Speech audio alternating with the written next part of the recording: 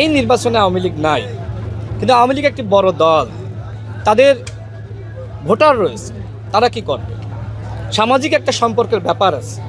সেই জায়গা থেকে বিএনপি তারা নির্বাচন করছে, অন্যান্য দল নির্বাচন করছে, আওয়ামী লীগ অবশ্যই ভোট কেন্দ্রে আসবে এবং যাদেরকে ভোট দিলে অসাম্প্রদায়িক রাজনীতি এবং গণতান্ত্রিক রাজনীতি বা সামগ্রিকভাবে সার্বজনীন রাজনীতির একটি ব্যবস্থা বন্দোবস্ত থাকবে, তাদেরকেই আওয়ামী লীগের সাধারণ কর্মী এবং ভোটাররা ভোট দিবে। আওয়ামী লীগ একটি বড় দল, তাদের এই দলের মানুষকে তো আপনি নির্বিচারে তাদের বিচার করতে পারেন না। আমি আগেও বলেছি যে আওয়ামী লীগের সাধারণ নেতাকর্মীদের সাথে জুলুম করা যাবে না, এবং আমি আওয়ামী লীগের উদ্দেশ্যে যে কথা বলেছি যে বিএনপি আওয়ামী লীগের সাধারণ এবং নিরীহ নেতাকর্মীদের জন্য সবথেকে নিরাপদ একটি রাজনৈতিক দল। সেক্ষেত্রে আমি মনে করি যে আওয়ামী লীগের ভোটাররা তারা সেই দলটিকে বেছে নেবে যে দল তাদের নিরাপত্তা দিতে পারবে। এখন আপনারাই বিবেচনা করেন, আওয়ামী লীগের নেতাকর্মীরাই বিবেচনা করুক যে তাদের নিরাপত্তা দেওয়ার জন্য কোন দলটি কাজ করতে পারবে। তো আমি আওয়ামী লীগের ভাই এবং বন্ধুদের উদ্দেশ্যে বলতে চাই, দেখেন আমার অনেক আত্মীয় স্বজন আওয়ামী লীগ আছে, এখন কি আমি তাদের সাথে সম্পর্ক ছিন্ন করব? যারা অন্যায় করেছে, অপরাধ করেছে, তাদের বিষয়টা ভিন্ন, তাদের বিষয়টা আইনগতভাবে সমাধান হবে।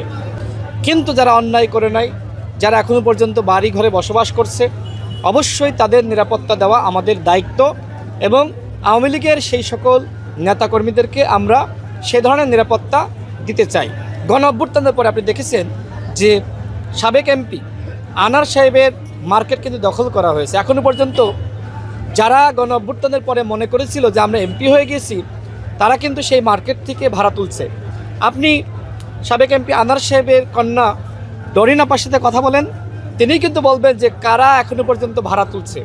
তো আওয়ামী লীগের নেতাকর্মীরা কি ওই দখলদার চাঁদাবাজদেরকে ভোট দেবে? এছাড়া আপনি দেখেন আওয়ামী লীগের যারা চেয়ারম্যান ছিল, মেম্বার ছিল, তাদের কাছ থেকে মাথাপিছু বড় অঙ্কের টাকা নেওয়া হয়েছে। এখন এই চেয়ারম্যানরা, এই মেম্বাররা কতিপয় ব্যক্তি প্রার্থী দেখলাম তাদের হাতে পায়ে ধরছে যে আমাদেরকে ভোটটা করে দেন। তো তারা কি আসলে ভুলে গিয়েছে যে এদেরকে ঘরে ঘুমাইতে দেওয়া হয়নি, মিথ্যা মামলা দিয়ে হয়রানি করা হচ্ছে, অনেকে বাড়ি ছাড়া ঘর ছাড়া? আওয়ামী লীগের নেতাকর্মীরা কারা করেছে? এগুলো হামিদ ভাই করেছে, আমি করেছি?